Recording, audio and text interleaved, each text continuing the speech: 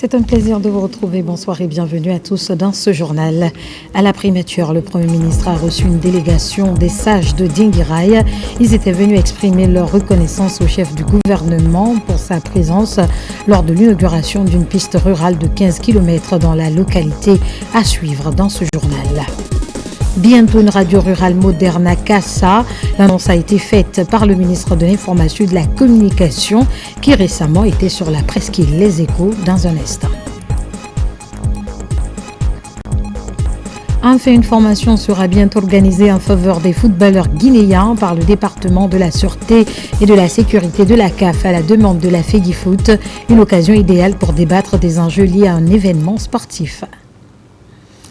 Encore une fois, bonsoir et bienvenue à tous. Au Palais de la Colombe, le Premier ministre reçoit une délégation des doyens des localités de Sandafra, Kankanfodéa et Kambaya dans Dinguiraye. Il était question pour elle d'exprimer sa profonde gratitude au chef du gouvernement pour sa présence lors de l'inauguration d'une piste rurale de 15 km entièrement financée par leurs différentes communautés.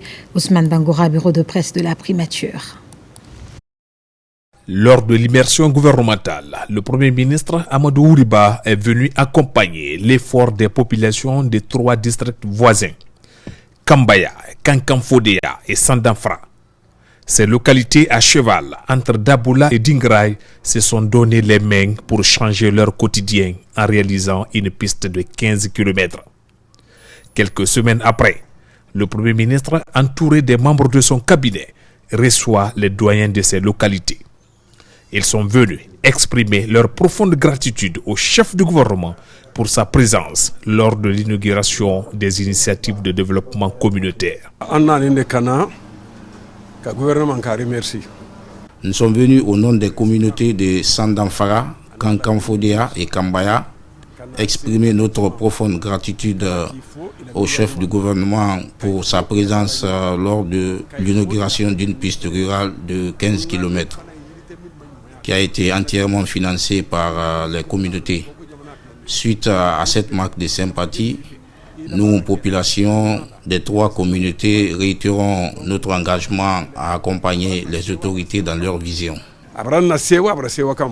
Occasion pour le Premier ministre de réaffirmer l'engagement du gouvernement à soutenir les initiatives locales de développement. Amadou Ouriba a également annoncé plusieurs projets d'envergure visant à renforcer le réseau routier et à désenclaver ces localités.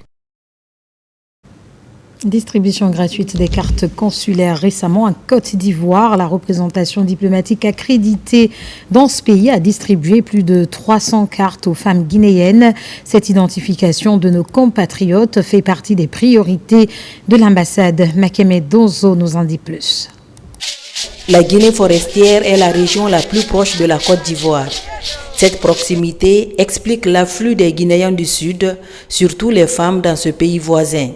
Ces dames sont des marchandes ambulantes. Leur sécurité fait partie des priorités de l'ambassadeur Moba. Le diplomate guinéen compte faire identifier toutes ces femmes à travers des cartes consulaires. 325 personnes sont concernées par cette opération. Nous, les pauvres femmes, nous nous promenons, nous n'avons pas de carte. Au cas où on ne peut pas nous reconnaître. Donc ça, c'est pas normal.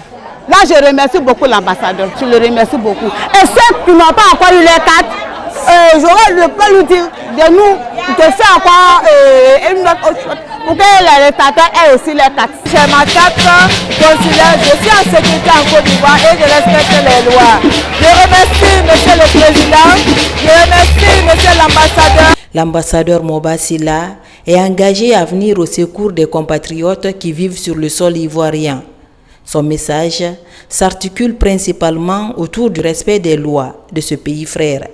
Ce document que nous vous offrons ce matin va me permettre de vous défendre partout où besoin sera. Et comme permanemment vous êtes dans la vente de chips, de fruits dans les rues, vous êtes confrontés à beaucoup de risques. Donc je vous exhorte à respecter les lois de la Côte d'Ivoire. Quand la Côte d'Ivoire définit des périmètres où vous ne devez pas vendre, je vous prie de ne pas y aller. Cette opération de distribution gratuite des cartes consulaires est à sa 2e séance. Par groupe, Le diplomate guinéen s'active à procurer cette pièce d'identification à chacun de nos compatriotes vivant en Côte d'Ivoire.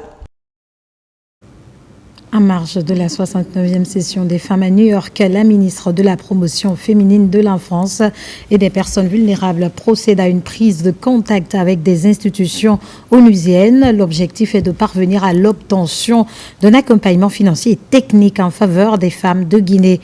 Mohamed de Camara est notre envoyé spécial.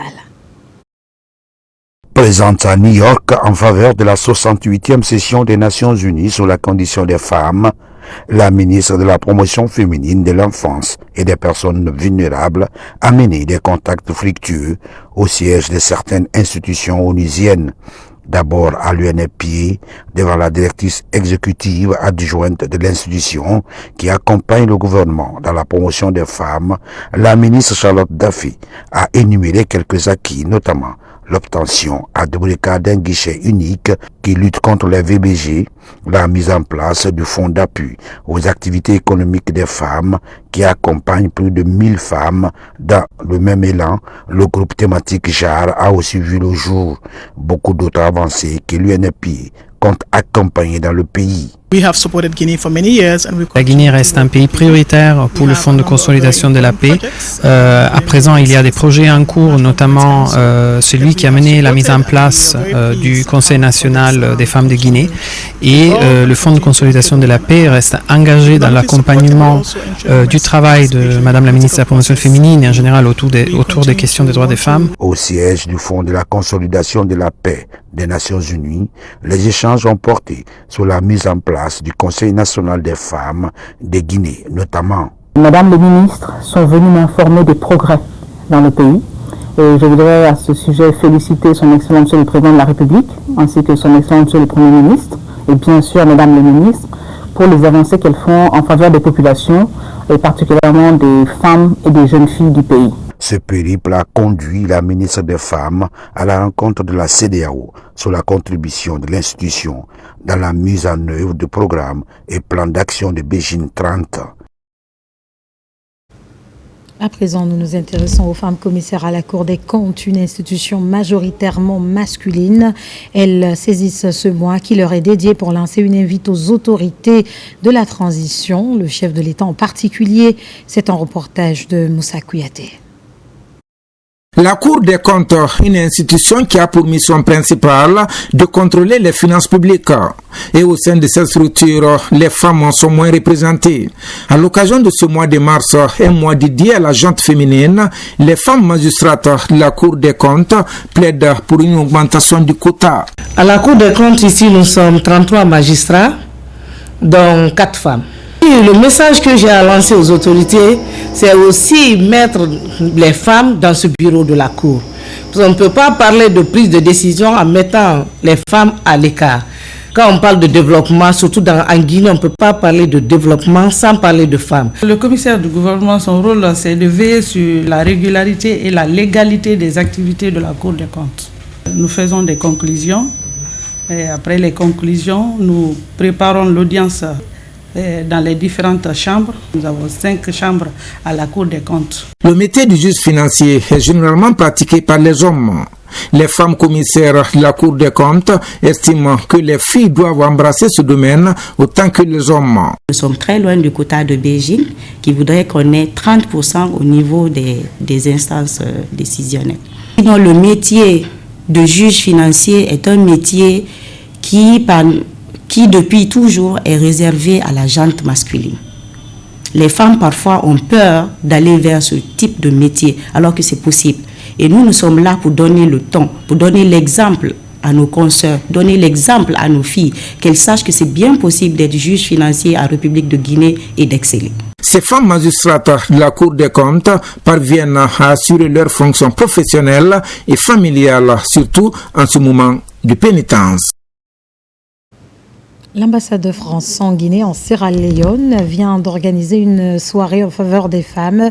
L'activité est co-organisée avec l'association des blogueurs de Guinée pour mettre en avant les valeurs cardinales qui caractérisent la femme guinéenne. Lancé Kamesoko, reportage.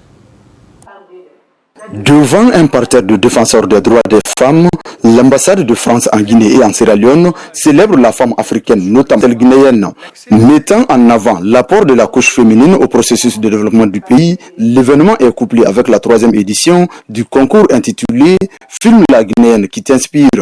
Il me semble qu'en Guinée, les femmes ont leur destin en main et nous, on essaye d'accompagner ces destins avec de l'Agence française de développement, de l'appui du Centre culturel franco-guinéen, l'appui à la recherche. Voilà, tout ça, c'est d'essayer de valoriser ces histoires guinéennes. Jumelant projection des films qui retracent le quotidien des femmes courageuses, connues ou anonymes avec témoignages vivants, cette soirée offre une tribune d'expression aux femmes sur leurs ambitions en faveur du développement durable de la Guinée. Cette année, le thème porte sur des luttes visibles et invisibles. Et à travers ce thème, la blogueuse souhaite encourager les jeunes à documenter, à filmer les luttes, mais aussi les victoires des femmes qui luttent pour la promotion des droits des femmes et filles. Chaque femme devrait se donner les moyens d'atteindre ses ambitions. Travailler et ne surtout pas se laisser faire par la masculinité négative qui va essayer de leur faire croire qu'elles ne sont pas que de travailler pour atteindre leurs ambitions. Elles ont totalement le droit d'aller à l'école, de travailler, de participer aux prises de décision. Cet exposé de talents féminins a émerveillé le public présent à ce rendez-vous franco-guinéen. Les présentations en fait, leur réalisation, que ce soit en vidéo, que ce soit en recherche, que ce soit en entrepreneur, sont d'une inspiration qui doit pouvoir marquer toutes les jeunes filles et toutes les femmes de notre pays. Pour clôturer cet événement en apothéose, des vedettes de la musique guinéenne, à savoir Manamba Kanté et Kenny Rima, prennent le public en haleine dans des sonorités dédiées à la cause féminine. Au ministère de la Défense nationale, une activité d'envergure a réuni de nombreux cadres civils et militaires à l'école militaire de Falé-Sadé pour célébrer l'aboutissement de 4 mois de formation en faveur de 89 stagiaires. Au cours de cette formation, des compétences militaires, techniques et sportives avec un focus sur l'armement et munitions ont été acquises. Adjudant Abdelkader Kamara, correspondant de la presse militaire. Nous sommes à l'école de formation en armement et munitions des armées de Falé-Sadé. Cette cérémonie solennelle marque la fin du stage de la première promotion du certificat technique élémentaire du second degré CTE2. Un événement d'envergure rehaussé par la présence de nombreux cadres civils et militaires. Ils ont appris à travers la tactique militaire, la topographie, la transmission, entre autres, des compétences essentielles à leur carrière militaire. Un module technique s'articulant autour de l'armement et munitions. Les stagiaires sont ainsi formés sur la maintenance et le stockage des armes étudiées, mais aussi sur l'identification et le stockage des munitions en fonction de leur compatibilité. Durant 4 mois, ces 89 stagiaires, dont 2 personnels féminins, ont acquis des connaissances militaires techniques et sportives, complétées par une instruction théorique et pratique sur le tir. Les récipiendaires ont démontré leur savoir-faire à travers un exercice de démontage et remontage chronométré. Vous avez été confrontés à de nombreux défis, tant physiques que mentaux, qui ont forgé votre caractère et renforcer vos compétences. Vous avez appris à travailler en équipe et à faire preuve de résistance face aux obstacles. Ces qualités sont essentielles pour votre avenir dans les forces armées, mais aussi pour votre vie personnelle. Je voudrais également profiter de cette occasion pour remercier nos instructeurs et le personnel de l'école. Présidant cette cérémonie, le commandant adjoint de la division armement et munitions des armées a exhorté ces jeunes armuriers à la loyauté et à la discipline. J'avais appris ce métier, un métier noble, mais qui demande beaucoup d'exigences, de discipline, de la disponibilité. Soyez prêts dans la plus grande sérénité pour servir ce métier à partir d'aujourd'hui. Vous devenez maître de vos unités par rapport à ce métier. Cette formation marque un nouveau chapitre pour ces jeunes armuriers prêts à servir avec compétence et dévouement au sein des forces armées guinéennes. Je vous le disais au sommaire, développement de la radio rurale de Kassa. Récemment, le ministre de l'Information et de la Communication s'est rendu sur cette presqu'île où déjà les premiers investissements ont permis d'accroître le champ d'écoute de la radio. La construction d'une radio rurale moderne est annoncée. Plus de détails avec Ernos Mandialo. Privilégiant le terrain, le ministre de l'Information et de la Communication poursuit ses actions en vue d'assurer un fonctionnement régulier des différents médias pour garantir l'accès à l'information, notamment dans les zones enclavées. Après avoir relancé et élargi la sphère d'écoute de la radio rurale de Kassa, le ministre de l'Information et de la Communication a mené des investissements afin que la radio amorce une nouvelle phase de son développement en étant plus présente tout au long de la journée. Avant, on travaillait de 18h à 23h. Mais aujourd'hui, on travaille de 7h à 12h et de 18h à 0h. Là, déjà, c'est un grand pas pour nous. Pour aboutir à ce résultat, il aura fallu notamment augmenter la capacité en fourniture électrique avec des panneaux solaires et des équipements techniques. Le ministère de l'Information et de la Communication veut aller plus loin et annonce la construction imminente d'une nouvelle radio rurale à Kassa avec une architecture moderne et des équipements de dernière génération. Sur place, le ministre a visité le site dégagé pour ce projet. Avec la mise à la disposition de cette station d'un kit complet de panneaux solaires, la radio tourne maintenant normalement. Et vous avez aussi vu à côté le nouveau chantier qui doit démarrer de la radio de Kassa sur financement du budget national et sur l'instruction du chef de l'État qui a demandé, le général Mamadi Doumbouya, qui a demandé de mettre à disposition de l'ensemble des communautés des édifices dignes de nom qui doivent abriter les maisons de radio rurale. Vous avez visité le site, toute la population est contente de l'action. C'est le lieu de remercier Monsieur le ministre de l'Information et de la Communication, son Excellence Fana Souma, qui a décidé aussi d'accompagner toutes les radios rurales et qui a décidé de couvrir le territoire national en ondes des radios d'État ou des médias d'État. En marge de la visite de la radio rurale de Kassa, le ministre de l'Information et de la Communication a apporté son soutien à l'association Solidarité Ramadan Guinée qui organise dans la commune des ruptures collectives. Il a salué l'initiative des membres de cette association et souligné l'intérêt qu'accorde le chef de l'État à la solidarité et à la culture du vivre ensemble. Le 14 mars, plusieurs cadres ont été promus au ministère de l'Information et de la Communication, ce qui a donné lieu à une cérémonie de passation de service, une occasion saisie par l'inspecteur général du travail pour rappeler les responsabilités auxquelles ces cadres font désormais face. C'est un reportage de Fodé Alpha Camara. Le décret daté du 14 mars dernier a promu plusieurs cadres du ministère de l'Information et de la Communication, marquant ainsi une étape significative dans la dynamique de la qualification et de la diversification des services. Après les membres du cabinet, ce mardi, c'était le tour de la prise de fonction des directeurs et adjoints nommés de prendre fonction. L'agence guinéenne de presse, l'AGP et la radio rurale et au quotidien national Roria, de nouvelles figures font leur entrée dans l'appareil administratif. La nouvelle équipe qui arrive va davantage se battre pour dynamiser les efforts que nous avons trouvés sur place, parce que déjà il faut reconnaître que le directeur général que j'ai trouvé sur place est un combattant. Avec lui, nous allons davantage se donner les mains et se battre pour relever l'ensemble des défis. N'oubliez pas que c'est la refondation. Au quotidien national Roria, c'est Marie-Luce Diallo qui est promue DGA. Celle qui capitalise plus de 20 années de journalisme actif à la RTG et passée par le Lynx-Lance est appelée en renfort pour booster le journal Roria. Je ferai tout mon possible avec la grâce de Dieu et avec votre appui, les travailleurs de Roya, avec l'appui de la direction de Roya pour faire notre mieux et propulser Roya, comme l'inspecteur l'a demandé, et le faire vraiment rayonner, que Oroya remplisse son rôle. Si les directeurs généraux de l'AGP, Oroya et du centre de formation sont confirmés à la radio rurale, Ibrahima Sissé et Lancé Koulibaly sont respectivement nommés DG et DGA. En toute humilité, les acteurs mesurent l'ampleur des défis. C'est l'occasion pour nous de remercier le président de la République pour cette confirmation qui est le témoignage pour nous, n'est-ce pas, d'une marque de confiance par rapport au travail que nous sommes en train d'accomplir au service de la République.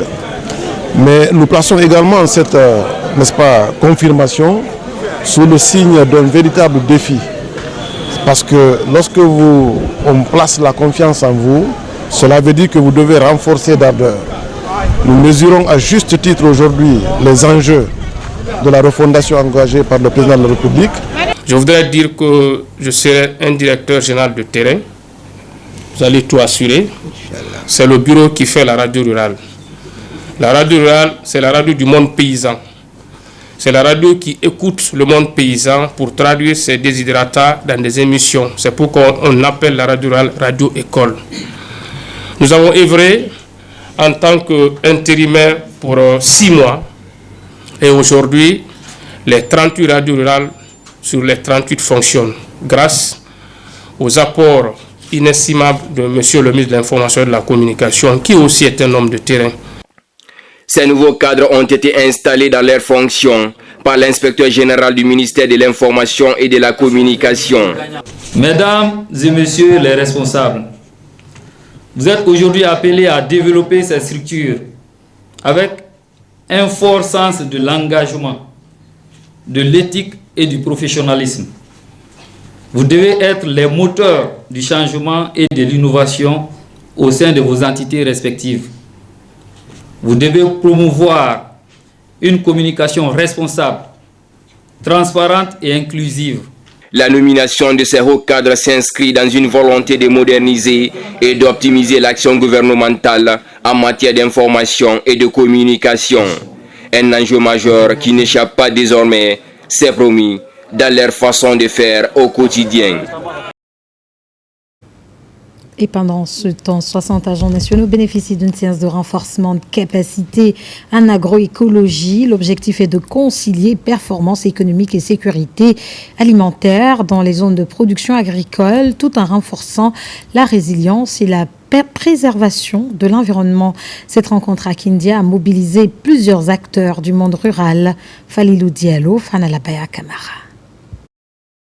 Accompagner les exploitations familiales vers une transition écologique tout en conciliant performance économique et préservation de l'environnement, c'est la toile de fond de cette rencontre de Kindia. La communauté économique des États de l'Afrique de l'Ouest accompagne le processus à travers son programme d'agroécologie. Ces renforcements de capacité viennent encore nous renforcer davantage pour nous permettre d'être... Quand je dis nous, c'est-à-dire que les conseillers agricoles et les OP, de nous permettre d'être plus efficaces encore par rapport à l'accompagnement que nous devons faire au niveau des agriculteurs. L'Union européenne et l'Agence française de développement pilotent l'exercice. Les ministères de l'Agriculture et de l'Environnement comptent ainsi améliorer la gestion des sols en incluant les techniques de préparation et d'utilisation du compost, encourager la polyculture et certaines pratiques culturelles. Avant, on produisait et on obtenait un rendement escompté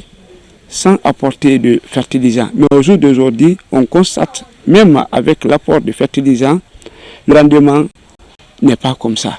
L'usage de ces engrais chimiques-là, on trouve que ça c'est trop néfaste pour nous consommateurs, nous-mêmes qui les consommons, et c'est pas bon pour la santé de la population. Donc en tant qu'agronome, en tant que technicien, nous vulgarisons aujourd'hui cette nouvelle technique, c'est-à-dire de l'agriculture durable, l'agriculture écologique. Répartis en 2 groupes de 30 chacun, la soixantaine d'agents nationaux ont reçu des enseignements liés à la réduction de l'usage des engrais minéraux, à la gestion de l'environnement à travers la protection des têtes de source et le reboisement. Une concertation entre paysans du même terroir est également organisée pour un partage d'expériences réussies de gestion, y compris la lutte anti-érosive. Sécurité alimentaire et nutritionnelle. Les travaux d'identification des zones vulnérables sont lancés à Kindia en partenariat avec le comité inter-État de lutte contre la sécheresse au Sahel, une disposition d'amélioration de la gouvernance pour mieux orienter les interventions des autorités contre l'insécurité alimentaire. Fodé Camara. Le droit à l'alimentation est un droit vital pour tous. Pour garantir ce droit, le gouvernement renforce les outils de surveillance de la sécurité alimentaire et nutritionnelle. Ceci pour mieux planifier les politiques publiques et autres stratégies d'adaptation. C'est un outil d'analyse sur la sécurité alimentaire. C'est un indicateur. Tous les secteurs du développement rural sont là, avec les institutions, c'est-à-dire la FAO, PAM. Nous recherchons ici le tableau qui ressort les zones les plus vulnérables dans le domaine de la sécurité alimentaire, qui peut permettre à l'État de prendre ses précautions, de voir réellement comment remédier à cela et comment faire en sorte que ces zones ne subissent pas l'insécurité alimentaire. Ce travail de réactualisation des statistiques agricoles et alimentaires bénéficie de l'appui du SILS, le comité permanent inter-État de lutte contre la sécheresse au Sahel. Là-dessus, chaque année, 2 sessions d'analyse sont organisées pour identifier les zones à risque afin de concilier information et action. La rencontre de Kindia, c'est l'analyse de la session février-mars 2025. Généralement, c'est des sessions qui se font 2 fois par an. On se fait en octobre, novembre. On a fait ça à Koya. Cette fois-ci, on a essayé de bouger pour venir vers Kindia pour faire la session février-mars 2025. Analyser ces données pour voir l'impact de l'insécurité alimentaire au niveau national. L'analyse de la situation de sécurité alimentaire nutritionnelle qui est tout à fait une activité qui a commencé avec la CEDEAO, mais aussi les États du Sahel, y compris le Tchad, la Mauritanie et une partie du Cameroun. Le regard de l'extérieur sur la Guinée en termes de progrès agricole est immense. Donc on sait déjà qu'il faut s'en féliciter en lisant ces différents rapports. On sait que l'analyse situationnelle de la sécurité alimentaire et nutritionnelle au niveau de la sous-région, la Guinée se porte très bien. Les travaux de Kindia vont permettre de dresser la cartographie de la sécurité alimentaire et nutritionnelle. Une cartographie qui servira d'outil d'aide à la décision en tenant compte des questions de disponibilité et d'accessibilité à l'alimentation. Nous poursuivons cette édition. Les actes de charité se multiplient en faveur des fidèles musulmans et chrétiens en ce mois de Ramadan et de Carême. Le Fonds de développement social et de l'indigence, sur instruction du chef de l'État, le général Mamadi Doumbouya, fait un don de vivres aux fidèles de la mosquée Kébéa située à Koléa, commune de Matam. L'objectif est clair, les assister en ce mois de partage et de pénitence. On fait le point avec Sona Sagno. L'élan de solidarité prôné par le chef de l'État pour accompagner les fidèles musulmans et chrétiens en ce mois de pénitence se poursuit pour permettre aux fidèles de bien passer le jeûne. À la mosquée Kébéa de Koléa, les fidèles reçoivent de kits alimentaires, un geste du Fonds de développement social et de l'indigence. C'est à l'occasion de ce mois de pénitence que nous venons en aide aux personnes qui n'ont pas les moyens. C'est un geste de solidarité à l'égard des personnes vulnérables. Ça tient au cœur du président de la République. Nous sommes très contents de ces dons. Que Dieu protège notre président.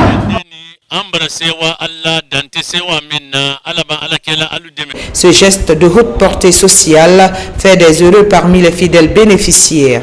À l'occasion, ils ont formulé des prières pour le pays.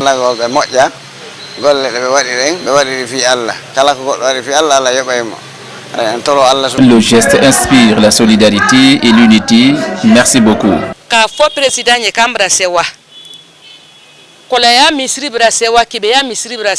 Nous sommes très contents. Nous demandons à Dieu de bénir notre président et son gouvernement et renforce la fraternité entre nous les Guinéens. Très attaché au social, le chef de l'État a très tôt donné le ton de l'assistance sociale pour soulager les fidèles musulmans et chrétiens en cette période de pénitence, un acte suivi par les autorités publiques à tous les niveaux. Vous l'avez certainement compris, des citoyens de part et d'autre adhèrent aux idéaux de refondation du CNRD. À Gomboya, par exemple, une rencontre a été organisée pour célébrer les acquis de la refondation. Ce projet porté par le mouvement Mojmed a mobilisé l'ensemble des couches sociales. La suite avec Aboubakar Diaby. Dans la capitale Conakry, comme à l'intérieur du pays, les acquis du CNRD continuent d'être célébrés par les populations. Le mouvement de soutien Mojmed s'active sur le terrain pour vulgariser les valeurs de la refondation enclenchée par le chef de l'État, général Mamadi Doumbouya. À Gomboya, ce mouvement fédère plusieurs couches sociales pour accompagner le processus de développement socio-économique amorcé depuis le 5 septembre 2021. Le général Mamadi Doumbouya pour le progrès en Guinée. Vous aimez votre peuple. Votre peuple est à vous. Ne regardez pas derrière la locomotive du progrès à bouger. C'est vous mon président. Les femmes et fils de Gomboya vous soutiennent. À travers les vastes chantiers engagés par le gouvernement de la transition, ces participants aspirent à un lendemain meilleur. Pour ce faire, ils comptent mener les actions citoyennes allant dans le sens de la préservation de la paix et de la cohésion sociale.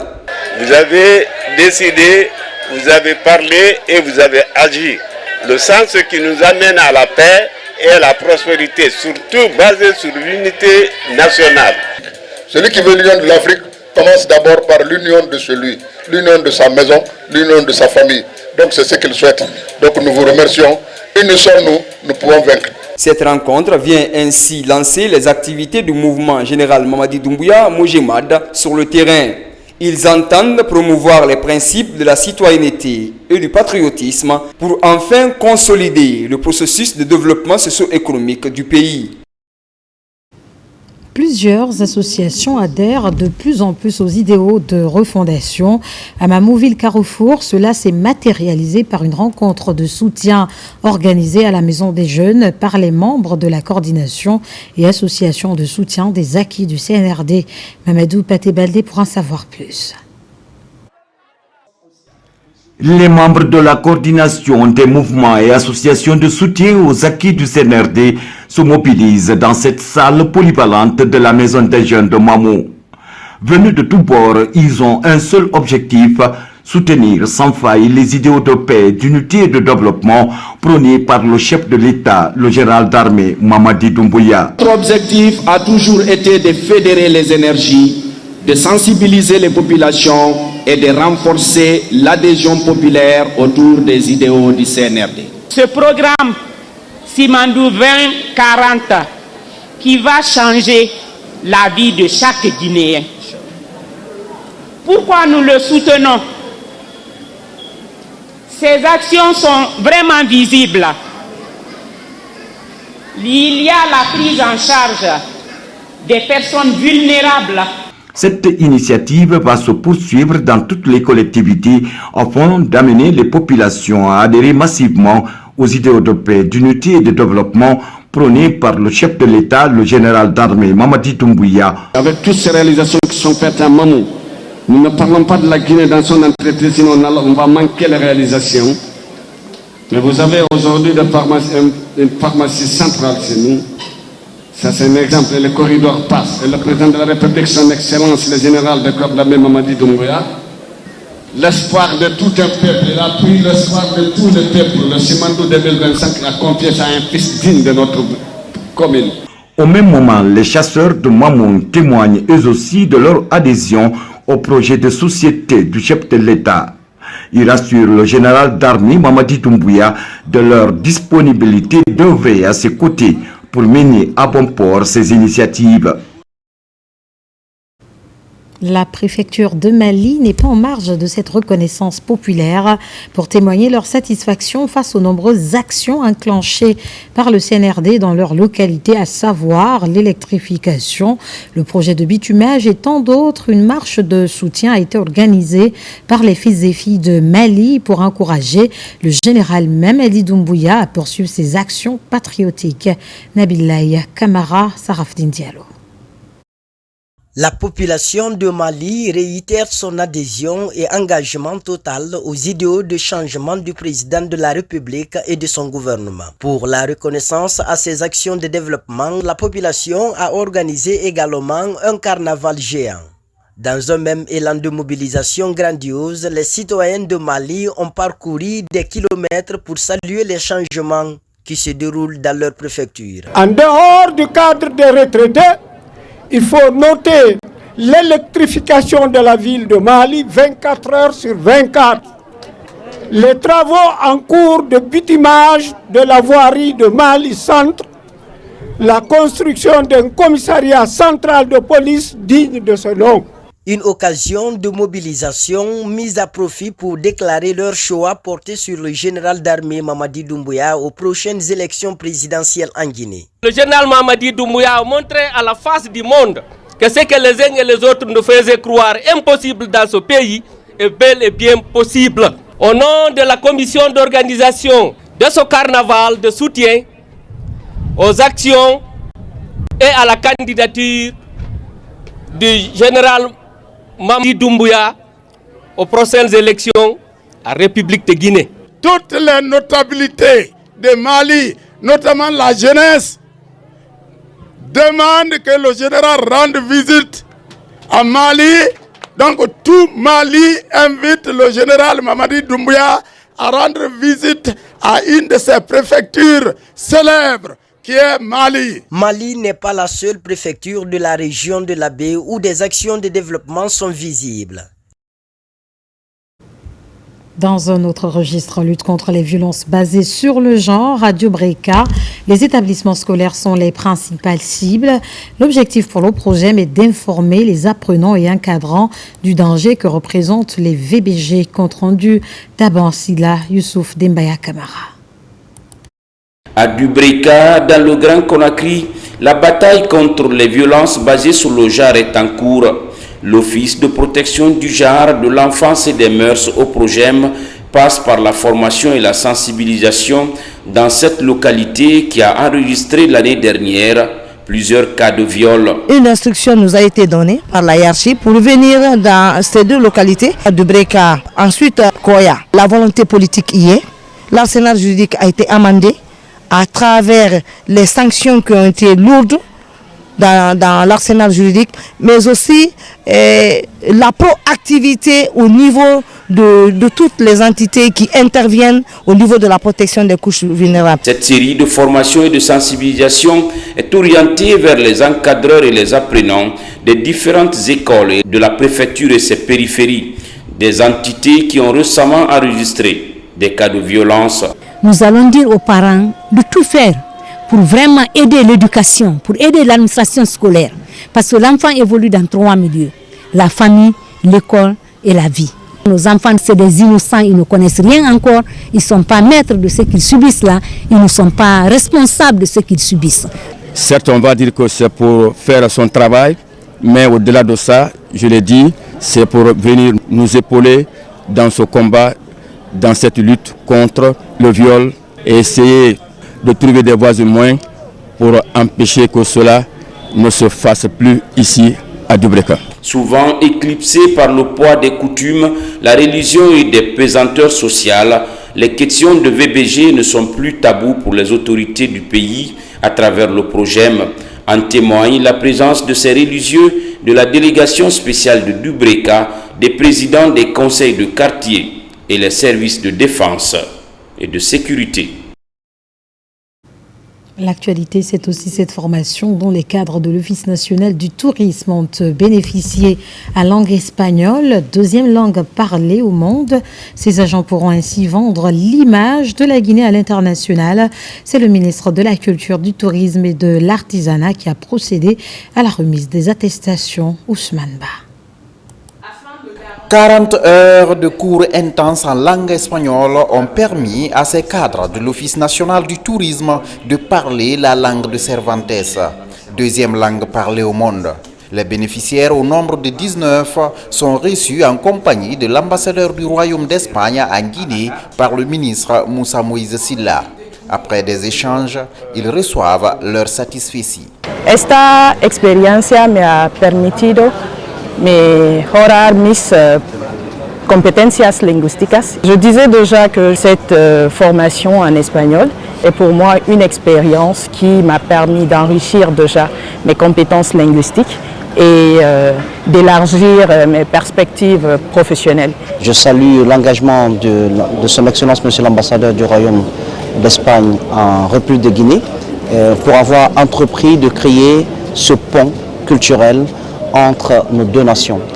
J'ai été agréablement surpris de voir les cadres de mon ministère ce matin parler la langue de Cervantes comme s'ils avaient appris cette langue pendant une année. En plus d'enrichir leur cursus, les bénéficiaires pourront mieux vendre l'image de la Guinée à l'étranger.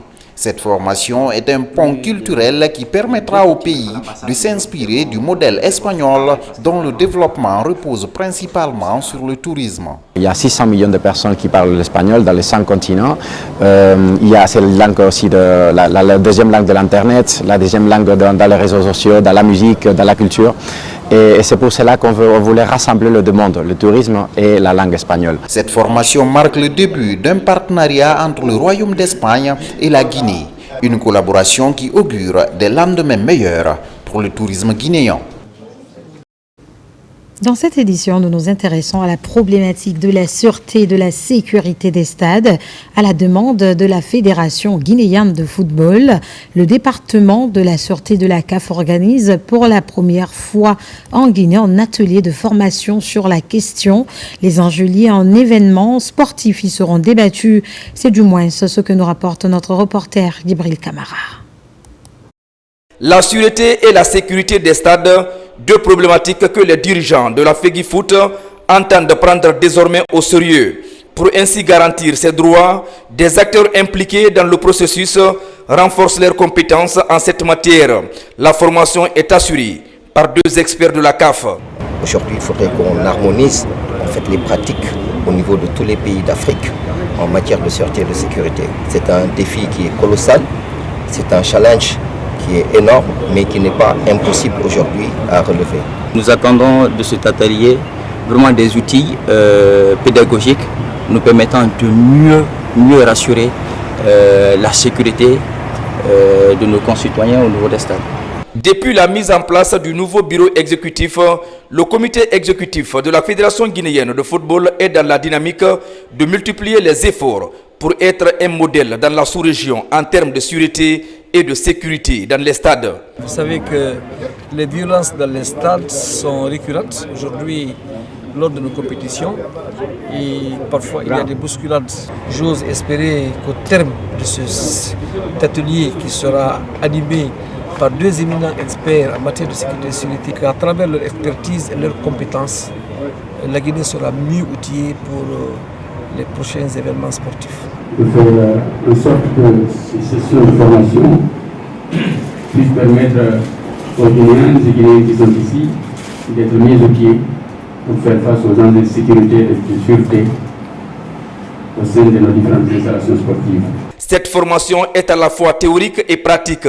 Elle va permettre à ses participants de maîtriser les techniques de l'utilisation des barrières, mais également faciliter l'accès aux supporters dans l'enceinte de stade de football.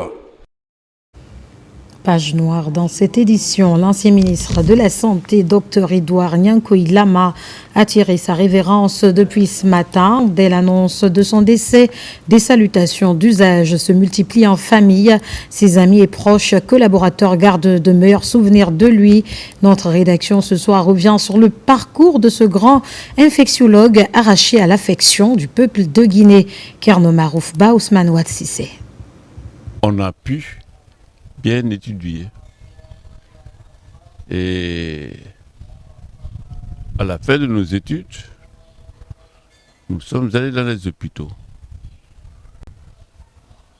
Nous avions travaillé dans ces hôpitaux et nous avons abouti à de bons résultats. Il tire sa révérence à l'hôpital de l'amitié sino-guinéenne de Kipé à l'âge de 79 ans. Dr Edouard Nyankoy Lama fait partie de la première génération des médecins guinéens post-indépendance. Fruit de la première promotion de la faculté de médecine de l'université Gamal Abdel Nasser de Conakry, cet infectiologue a marqué son existence par la promotion de la médecine guinéenne dès les années 70. Après le départ des médecins français, Dr Lama et son équipe de jeunes médecins ont assuré la continuité des services dans les hôpitaux du pays. Médecin émérite, le défunt a occupé plusieurs postes dans l'administration sanitaire, notamment celui de directeur général adjoint du CHU Donka. En décembre 2010, il est nommé ministre des Affaires étrangères, une charge qu'il porte avec dextérité et détermination durant 2 ans. 8 ans plus tard, un autre poste ministériel lui est confié. Il s'agit du ministère de la Santé et de l'Hygiène publique, un département stratégique à la tête duquel il a engagé des réformes et obtenu des résultats dans la lutte contre les épidémies.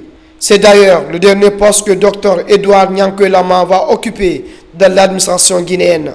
La disparition de ce baobab du système sanitaire plonge parents, amis, anciens collaborateurs et médecins dans le choc. Des messages de condoléances affluent.